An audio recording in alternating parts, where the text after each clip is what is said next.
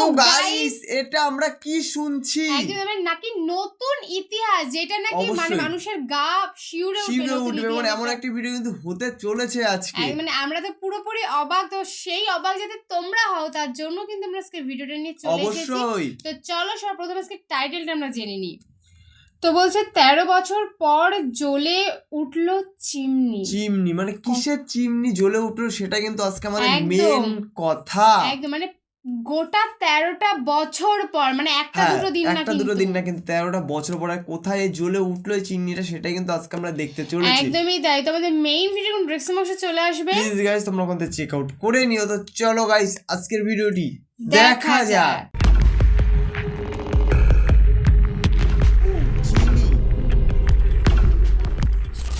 নভেম্বরের শেষ বিকেল জামালপুরের আকাশে সূর্যের শেষ আলোটা গলে পড়ছে আখের পাতায়। দেওয়ানগঞ্জের রাস্তায় গুড়গুড় করে চলছে ট্রাক, বোঝাই করা তাজা আখের। বাতাসে মেশানো এক পরিচিত গন্ধ, আখের রস, তেলের ধোঁয়া আর মানুষের ঘামের ঘ্রাণ। 13 বছর বন্ধ থাকার পর আজ আবার জেগে উঠছে জিল বাংলার সুগার মিল। গেটের সামনে জমে আছে হাজারো মানুষ, মুখে তাদের একটাই কথা, চাকা ঘুরবে আবার। বিকেল 5টা, কারখানার চিমনি থেকে প্রথম ধোঁয়া উঠতেই যেন পুরো শহর নিঃশ্বাস ফেলে বলল, আমরা পারি।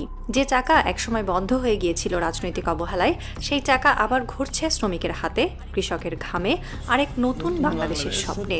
এক বৃদ্ধ আখ চাষি দলিলুর রহমান কাপা হাতে চিমনির দিকে তাকিয়ে বললেন, এই ধোঁয়া মানে জীবন, এই ধোঁয়া মানে আমরা কারো দয়াই না।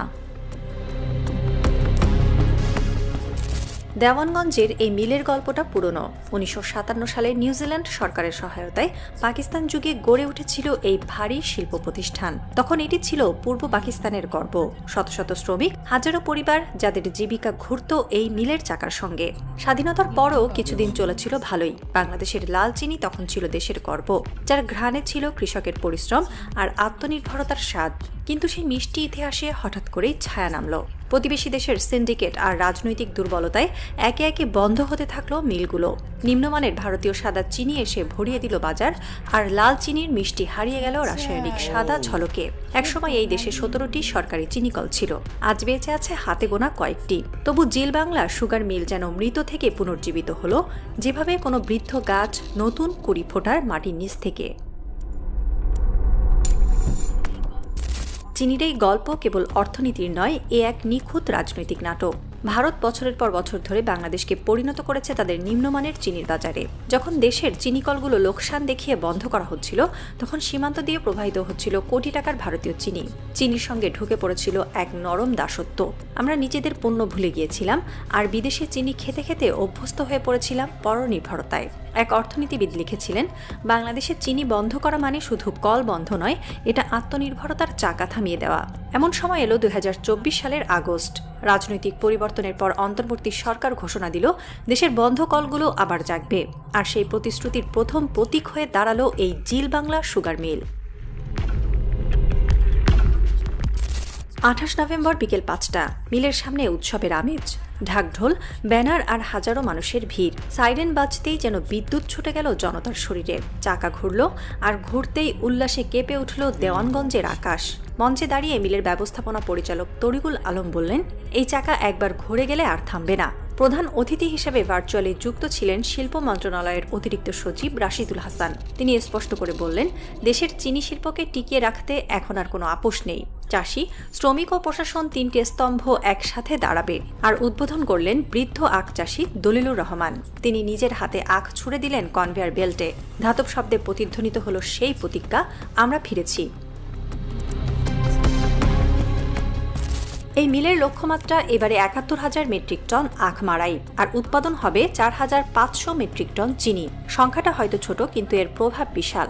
কারণ প্রতিটি মেট্রিক টন দেশীয় চিনি মানে ভারতের বাজারে 200 কোটি টাকার ক্ষতি। বিশ্লেষকরা বলছেন, বাংলাদেশের দেশীয় চিনি বাজারে ফিরে আসা মানে ভারতের ডাম্পিং নীতির মৃত্যু। গত 1 দশক ধরে ভারত বাংলাদেশে কম দামে চিনি পাঠিয়ে বাজার দখল করেছিল। ফলে দেশীয় উৎপাদন বন্ধ হয়ে যায়, চাষিরা ক্ষতিগ্রস্ত হয়, আর রাষ্ট্র হারায় রাজস্ব। এখন যখন বাংলাদেশের মিলগুলো ঘুরে দাঁড়াচ্ছে, দিল্লির ব্যবসায়ী মহলে তৈরি হয়েছে উদ্বেগ। ভারতের এক পত্রিকা লিখেছে, বাংলাদেশ যদি এই পথে এগোয় তাহলে দক্ষিণ এশিয়ার চিনির মানচিত্র বদলে যাবে। জিল বাংলা মিল শুধু এক শিল্প নয়, এ এক জীবন্ত শহর। এখানে প্রতিটি যন্ত্রাংশের সঙ্গে জড়িয়ে আছে মানুষের হাসি কান্না। যে শ্রমিক একসময় রিক্সা চালাতেন, আজ তিনি ফিরেছেন নিজের পুরনো কাজে। চোখে জল নিয়ে বললেন, চিনির গন্ধটা মনে হয় ঘরে ফেরার মতো। চাষিরাও মাঠে ফিরে গেছেন, আবার দেখা যাচ্ছে আখের চারা, ফিরে এসেছে জমির সবুজ। সরকার জানিয়েছে চাষিদের সার বীজে ভর্তুকি দেওয়া হবে, আধুনিক যন্ত্রপাতি আনা হবে, আর চিনির দাম নির্ধারণ করা হবে ন্যায্যভাবে। অর্থনীতিবিদরা বলছেন, এটা কেবল একটি কারখানার পুনর্জন্ম নয়, এটা এক জাতির অর্থনৈতিক আত্মবিশ্বাস ফিরে পাওয়া। এই খবর ভারতের পশ্চিমবঙ্গ, বিহার ও আসাম জুড়ে অস্বস্তি তৈরি করেছে। কারণ এতদিন যে বাজার তাদের একচেটিয়া ছিল, এখন তা হাতছাড়া হওয়ার ভয় দেখা দিয়েছে। ভারতীয় রপ্তানিকারকরা আশঙ্কা করছেন, বাংলাদেশ যদি আরও কয়েকটি মিল চালু করে, তাহলে ভারত হারাবে দক্ষিণ এশিয়ার সবচেয়ে লাভজনক চিনি বাজার। বাংলাদেশের অন্তর্বর্তী সরকার এখন প্রকাশ্যে বলছে, আমরা আমদানি নয় রপ্তানি করব, আমরা পরনির্ভর নয় স্বনির্ভর হব। এই একটি বাক্য দিল্লির জন্য যথেষ্ট কঠিন বার্তা, কারণ এই কথার ভেতরে আছে এক কূটনৈতিক ইঙ্গিত। বাংলাদেশ তার অর্থনৈতিক স্বাধীনতা পুনরুদ্ধার করছে, যেখানে আর কোনো বিদেশি প্রভাব কাজ করবে না। সমস্তটা দেশই হবে। রাত নেমেছে, জিল বাংলা মিলের চিমনি থেকে নিরবিচ্ছিন্ন ধোঁয়া উঠছে আকাশে। দূরে ট্রাকের হেডলাইটে দেখা যাচ্ছে আখ ভর্তি শাড়ি, যেন আলোয় তৈরি এক প্রলেপ, এক নবজাগরণের প্রতীক। বৃদ্ধ শ্রমিকেরা বসে আছে মিলের পাশে, হাতে গরম চায়ের কাপ, তাদের চোখে শান্তির ছায়া, মুখে একটাই বাক্য, আমরা আবার মিষ্টি বানাচ্ছি।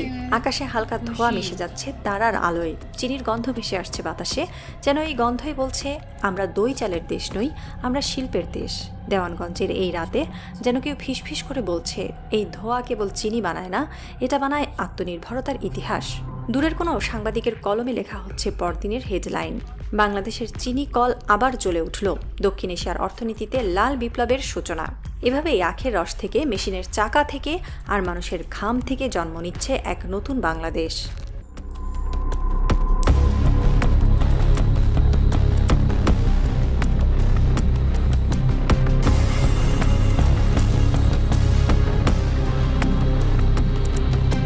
দেখো সত্যি খুবই সুন্দর একটা ভিডিও। দেখো নিজেদের দেশে যদি কোনো শিল্প যদি বন্ধ হয়ে যায়, মানে অনেকটা বছর বন্ধ থাকে, তারপরে যদি আবার নতুন করে সেই শিল্পটা যদি আবার খোলে, মানে চালু হয়, তাহলে কিন্তু সত্যি মানে খুবই ভালো লাগে। মানে দেখো, যত দিন এগোবে আমরা কিন্তু মানে বিভিন্ন ধরনের ইতিহাসে সাক্ষী হতে অবশ্যই চলেছি। অবশ্যই। আমার মতে নিজের দেশ নিজের উপরে ডিপেন্ড থাকা সবার থেকে ভালো। লোকের মানে পরবর্তী কোনো দেশের উপরে যে তুমি ডিপেন্ড থাকবে যে ওই দেশের থেকে কবে এই জিনিসটা আসবে বা কবে কি হবে, বা সাপোজ দেখো তুমি ধরো চিনিটা ইন্ডিয়ার থেকে কেনো, তো অনেকটা কিন্তু দাম বেশি পড়ে যায়, কিন্তু যখন তুমি তোমার দেশে চিনি খাবে না, তখন কিন্তু অনেকটা দাম কমে যাবে। একদম। দেওয়ানগঞ্জের যেটা দেখলাম, মানে প্রতিটা মানুষ মনে হচ্ছে মানে খুবই খুশি, কিন্তু মানে জীবন ফিরে পেয়েছে এরকম একটা ব্যাপার। আর প্রথম কথা, একটা শিল্প, একটা কারখানা যদি কোথাও চালু হয়, সেখানে কিন্তু অনেক কাজ বেড়ে যায়, মানে কর্ম যাদের অনেকে বলছিল না যে রিক্সা চালায়, তারা কিন্তু সেই রিক্সা চালানো বাদ দিয়ে তারা কিন্তু আবার ওখানে ফিরে যাবে, ওখানে কাজ করবে, আর শিল্পটা অনেক ভালো হবে। কিন্তু কাজটাকে এতটাই ভালোবেসেছে যে ওই রিক্সা ছেড়ে দিয়ে ওই কর্মে আবার নিযুক্ত হয়েছে। তো অবশ্যই আমরা সবাই চাই যে নিজেদের দেশে নিজেদের করে যে আগে যে চিনিটা ব্যবহার করা হতো সেই চিনিটাই ব্যবহার করা হোক, মানে সেটা মানে নিম্ন দামে আর কি, মানে যতটা দাম দিয়ে হোক, তো তারা ভীষণ খুশি হবে। আর এটাই কিন্তু প্রযোজ্য। তো মানে তোমাদের কেমন লাগলো ভিডিওটা অবশ্যই। নেক্সট তোমরা কি ধরনের ভিডিও দেখতে চাও সেটা অবশ্যই গাইস কমেন্ট করো, আমরা সেরকম কোনো ধরনের ভিডিও নিয়ে চলে আসবো। একদম। তো চলো আজকের মতন এখানেই, টাটা।